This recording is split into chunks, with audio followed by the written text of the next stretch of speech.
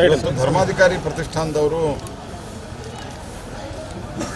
ಹುಬ್ಬಳ್ಳಿಯಲ್ಲಿ ಸ್ವಚ್ಛತಾ ಅಭಿಯಾನವನ್ನು ಕೈಗೊಂಡಿದ್ದಾರೆ. ಧರ್ಮಾಧಿಕಾರಿ ಪ್ರತಿಷ್ಠಾನದ ಅವರ ಸಂಸ್ಥಾಪಕರಿಗೆ ಪದ್ಮ ಅವಾರ್ಡನ್ನು ಸಿಕ್ಕಿದೆ. ಪ್ರಧಾನಮಂತ್ರಿ ನರೇಂದ್ರ ಮೋದಿಯವರ ಸ್ವಚ್ಛ ಭಾರತದ ಏನೊಂದು ಕರೆ ಇದೆ, ಕರೆ ಆಧಾರದ ಮೇಲೆ ಬಂದಿದ್ದಾರೆ.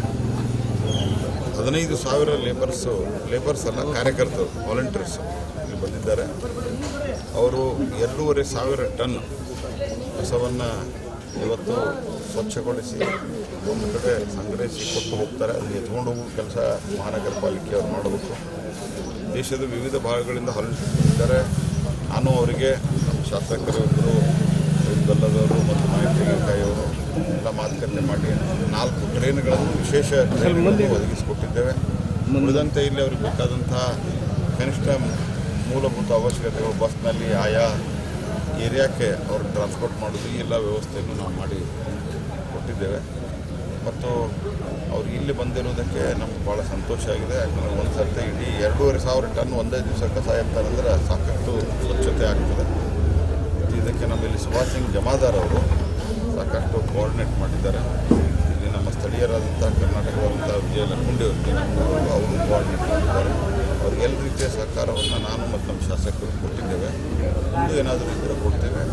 ಈ ಸ್ವಚ್ಛ ಭಾರತ ಅಭಿಯಾನ ಇದೇ ರೀತಿ ಎಲ್ಲ ಕಡೆ ಅವರು ಇಡೀ ದೇಶಾದ್ಯಂತ ರಾಜ್ಯಾದ್ಯಂತ ಮುಂದುವರಿಸಲಿ. ಅವರು ಈ ಒಂದು ಪವಿತ್ರವಾದಂಥ ಕಾರ್ಯವನ್ನು ಮೋದಿಯವರ ಕರೆ ಮೇರೆಗೆ ಮಾಡಿ. ಸರ್, ಸಂತೋಷ್ ಲಾಡ್ ಹೇಳ್ತಾರೆ, BJಪಿಯವರು ನಮ್ಮ 5 ಗಂಟೆ ಬಗ್ಗೆ ಅಪಪ್ರಚಾರ ಮಾಡಿ ಸರ್ಕಾರವನ್ನು ಅಭದ್ರಗೊಳಿಸ್ತಾ ಇದ್ದಾರೆ ಅಂತ. ಅಭದ್ರ ನಾವೆಲ್ಲಿಗೊಳಿಸ್ತಾ ಇದ್ದೀವಿ ರೀ? ಅವ್ರ MLAಗಳು ಇಲ್ಲಿ ಭ್ರಷ್ಟಾಚಾರ ಅದ ಅಂತ ಹೇಳ್ಯಾರ. ಅವರ MLAಗಳು ಉಲ್ಟಾ ಮಾತಾಡ್ತಾ ಇದ್ದಾರೆ. ಮುಖ್ಯಮಂತ್ರಿ ಉಪಮುಖ್ಯಮಂತ್ರಿ ಮಧ್ಯೆ ಜಗಳ ಇದೆ.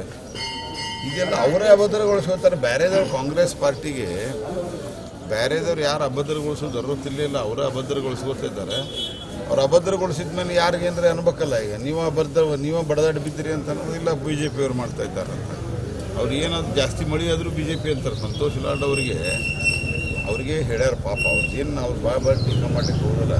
ಅವರಿಗೆ ನೀ BJಪಿಗೆ ಬೈಲಿಲ್ಲ ಅಂದ್ರೆ, ನೀ ನರೇಂದ್ರ ಮೋದಿಗೆ ಬೈಲಿಲ್ಲ ಅಂದ್ರೆ, ನೀವು ಇವ್ರಿಗೆ ಬೈಲಿಲ್ಲ ಅಂದ್ರೆ, ಪ್ರಹ್ಲಾದ್ ಜೋಶಿಗೆ ಬೈಲಿಲ್ಲ ಅಂದ್ರೆ ಏನು ಮಂತ್ರಿಯಿಂದ ತೆಗಿತೀವಿ ಅಂತ ಹೇಳಿ ಪಾಪ ಬೈತಾರೆ. ಮತ್ತು ಬೈಲ್ ಬಿಡ್ರಿ, ಯಾಕೆ ಸುಳ್ಳು ಅವ್ರ ಬಗ್ಗೆ ದಿವಸ ಕಾಂಗ್ರೆಸ್ ಪಾರ್ಟಿ ಯಾವತ್ತೂ ಭಾರತ, ಹಿಂದುತ್ವ, ಭಾರತೀಯತೆ, ಭಾರತದ ಅಖಂಡತೆ ಇದ್ರ ಬಗ್ಗೆ ಯಾವತ್ತೂ ಅವರಿಗೆ ಒಳ್ಳೆಯ ಅಭಿಪ್ರಾಯ ಇಲ್ಲೇ ಇಲ್ಲ. ದೇಶವನ್ನು ತುಂಡರಿಸಿದಂಥ ಈ ಜನ ಈಗ ಪುನಃ ತುಂಡರಿಸುವ ಮಾತು ಈಗ ಆಡಿದ್ದಾರೆ.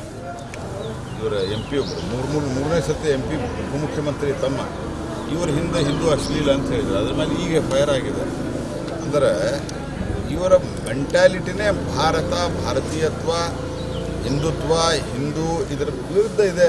ಇವರ ಮಾನಸಿಕತೆನೇ ಇದಿದೆ. ಹೀಗಾಗಿ ದೇಶದ ಪರಿಸ್ಥಿತಿ ಹಿಂಗಾಗಿತ್ತು. ಈಗ ನರೇಂದ್ರ ಮೋದಿಯವರು ಬಂದ ನಂತರ ಯಾಕೆ ದೇಶ 5ನೇ ನಂಬರ್ ಮೇಲೆ ಬಂದಿದೆ, ಯಾಕೆ ದೇಶ ಮುಂದೆ ಹೋಗ್ತಾ ಇದೆ? ಕಾರಣ ಅಂತಂದರೆ ನಮಗೆ ದೇಶದ ಒಂದು ಒಟ್ಟು ದೇಶ ಮುಂದುವರಿಬೇಕು, ಭಾರತ ನಮ್ಮದು, ನಮ್ಮ ಅಸ್ಮಿತೆ, ಇದ್ರ ಬಗ್ಗೆ ನಮಗೊಂದು ಸ್ವಾಭಿಮಾನ ಇದೆ. ನಿಮ್ಮ ಬಗ್ಗೆ ನಿಮ್ಗೆ ಸ್ವತಃ ಸ್ವಾಭಿಮಾನ ಇದ್ದಾಗ ನೀವು ಹೆಂಗೆ ಕೆಲಸ ಮಾಡ್ತೀರಿ? ಇದು ಕಾಂಗ್ರೆಸ್ ಪಾರ್ಟಿಯ ಒಂದು ವಿಚಿತ್ರವಾದಂಥ ರೀತಿ ಇದು. ಅದಕ್ಕಾಗಿ ಹಿಂಗೆ ಏನೇನೋ ಮಾತಾಡ್ತಾರೆ ತುಷ್ಟೀಕರಣದ ರಾಜಕಾರಣಕ್ಕಾಗಿ.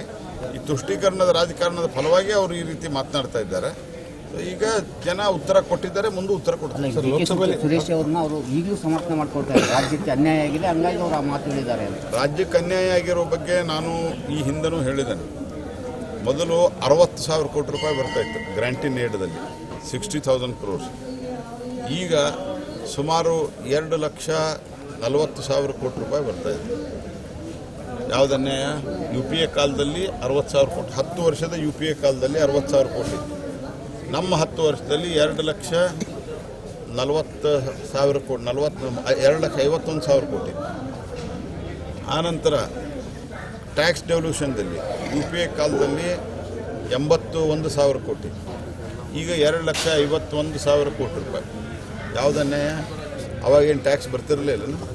ಮತ್ತು ಹೈಯೆಸ್ಟ್ ರೋಡ್ ನಾವು ಕೊಟ್ಟಿವಿ. ಪ್ರಧಾನಮಂತ್ರಿ ಕಿಸಾನ್ ಸಮ್ಮಾನ್ ಯೋಜನೆಯೊಳಗೆ ದುಡ್ಡು ರಿಲೀಸ್ ಆಗಿದೆ. ಅದೇ ರೀತಿ ನಮ್ಮ ರೈಲ್ವೆಗೆ ಇವ್ರ ಕಾಲದಲ್ಲಿ ಎಷ್ಟು ಬರ್ತಾಯಿತ್ತು ರೀ? ಒಂದು ಸರ್ತೆ ಭಾರಿ ದೊಡ್ಡ ಅಡ್ವರ್ಟೈಸ್ಮೆಂಟು ಪಾರ್ಲಿಮೆಂಟ್ನಲ್ಲಿ ಭಾಷಣ ಮಾಡಿದ್ರು. ಮುನಿಯಪ್ಪನವ್ರು MOS ಇದ್ದರು. ರೈಲ್ವೆ 800 ಕೋಟಿ ಕೊಟ್ಟರು ಕರ್ನಾಟಕಕ್ಕೆ. ನಾವೀಗ 8,000 ಕೋಟಿ ಕೊಡ್ತಾ ಇದ್ದೀವಿ.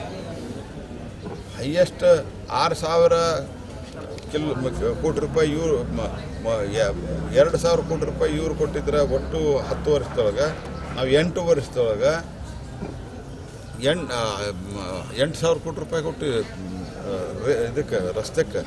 ಈ ಥರ 10 ಉದಾಹರಣೆ ಹೇಳ್ಬೋದು ನಾನು. ಸರ್, ಈಗ ಬರ ಸೇರಿದಂತೆ ಪ್ರಕೃತಿ ವಿಕೋಪದಲ್ಲಿ NDRF ಗೈಡ್ಲೈನ್ಸ್ ಪ್ರಕಾರ ಯಾವ ಪರಿಹಾರ ಕೊಡ್ತಾರೆ? NDRF ಗೈಡ್ಲೈನ್ಸಲ್ಲಿ ಮೊದಲು ಇವರು ದುಡ್ಡು ಕೊಡಬೇಕು. ಯಾಕಂದರೆ SDRF ಮೊದಲು ಏನಿತ್ತು, NDRFಕ್ಕೆ ನಾವು ದುಡ್ಡು ಕೊಟ್ಟ ಮೇಲೆ ಈಗ ನಾವು ರೆಗ್ಯುಲರಾಗಿ ದುಡ್ಡು ಕೊಡ್ತಾ ಇರ್ತೀವಿ SDRFಕ್ಕೆ. ಇವ್ರು ದುಡ್ಡು ಖರ್ಚು ಮಾಡೋದಿಲ್ಲ. ಇವ್ರು ಯಾಕಂದರೆ ಕೊಟ್ಟ ದುಡ್ಡೆಲ್ಲ ಇವರು ಭ್ರಷ್ಟಾಚಾರದಲ್ಲಿ ಇವ್ರ ಸರ್ಕಾರ, ಇವರು MLAಗಳು ಹೇಳ್ತಾ ಇದ್ದಾರೆ 50% ಆಗಿದೆ ಇವರು ಸರ್ಕಾರದ ಅಂತ ಹೇಳಿ.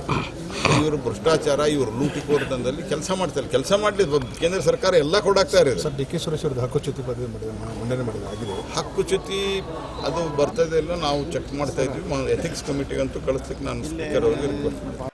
ಬೆಂಗಳೂರಿನಿಂದ ಮಂಗಳೂರುವರೆಗೆ, ಬೀದರ್ನಿಂದ ಚಾಮರಾಜನಗರದವರೆಗೆ ನಿಮ್ಮ ಸುದ್ದಿ ನಿಮ್ಮದೇ ಭಾಷೆಯಲ್ಲಿ ಕರ್ನಾಟಕ ತಕ್.